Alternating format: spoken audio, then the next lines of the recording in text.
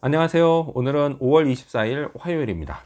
오늘은 사무엘상 11장 1절에서부터 15절까지를 본문으로 큐티 가이드를 시작하겠습니다. 먼저 오늘 이 본문을 통해 제가 묵상한 하나님은 사람들의 마음을 하나로 모으시는 분입니다. 7절 말씀을 읽겠습니다.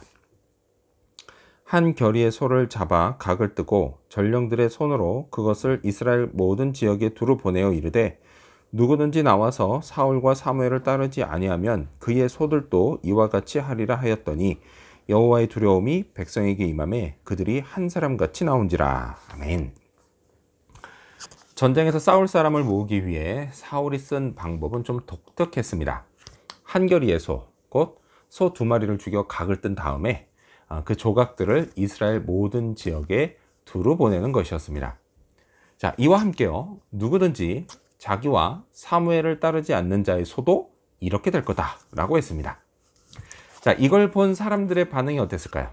분명 무서운 생각이 드는 사람도 있었을 거고요. 반대로 이게 뭐 하는 짓이냐 그러면서 기분 나빠하는 사람도 있었을 겁니다. 자, 그런데 성경은 이때 여호와의 두려움이 백성들에게 임했다라고 말씀합니다.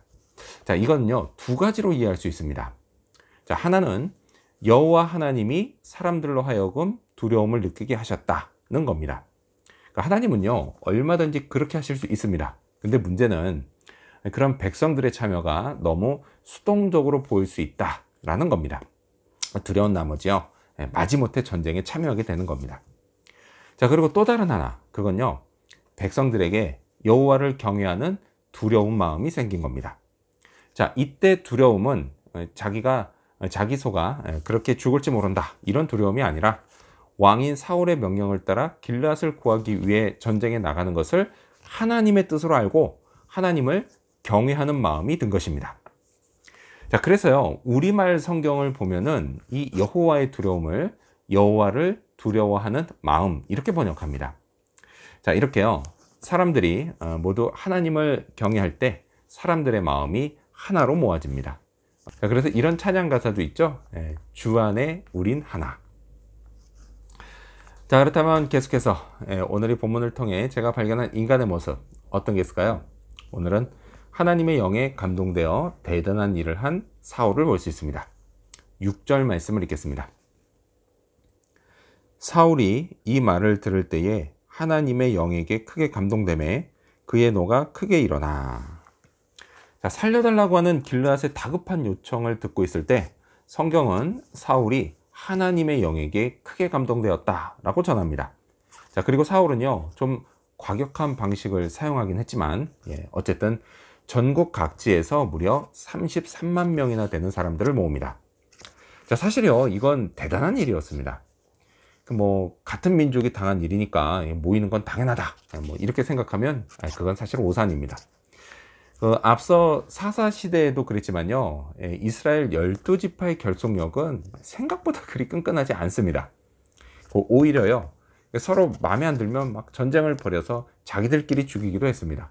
이 때문에 베냐민 지파는요, 거의 없어질 뻔했습니다. 자, 따라서요, 이렇게 많은 사람을 모았다라고 하는 건 참 대단한 일입니다. 자, 이 일은요, 사울이 하나님의 영에 크게 감동되면서 시작됐습니다. 자, 그런데요, 이 6절을 얼핏 읽으면 사울이 성령에 감동된 것이 이게 마치 사울의 의지로 된 것처럼 보입니다. 하지만요, 잘 읽으면 이건요, 하나님의 영이 주도적으로 사울에게 임한 것이라는 것을 알 수 있습니다. 자, 그리고 그 결과 사울의 분노가 크게 일어났고 또 소 2마리의 각을 떠서 전국 각지로 보내는 일까지 하게 되었습니다. 자, 그리고 또 한 가지 대단한 게 있는데요, 그건 이번 전쟁은 사울이 왕으로 이끈 첫 번째 전쟁이었다라는 겁니다. 그리고 사울은 이 전쟁에서 승리를 합니다. 승리로 이끌어요. 그것도요, 대단히 완벽한 승리였습니다. 대승이었습니다. 자, 그렇게 길르앗 사람들을 구하는 대단한 일을 해냅니다. 이 모든 건요, 하나님의 영에 감동됨으로 시작되었습니다. 자, 이처럼요, 사람이 하나님의 영, 성령의 감동이 되면 대단한 일을 해낼 수 있습니다. 자, 그렇다면 끝으로 오늘 이 본문을 통해 나에게 주신 교훈이 뭘까요? 그건 구원의 기쁨으로 용서하자입니다. 자, 생각해 보면요, 모든 사람들이 다 승리를 바라진 않았을 겁니다. 이게 무슨 얘기냐?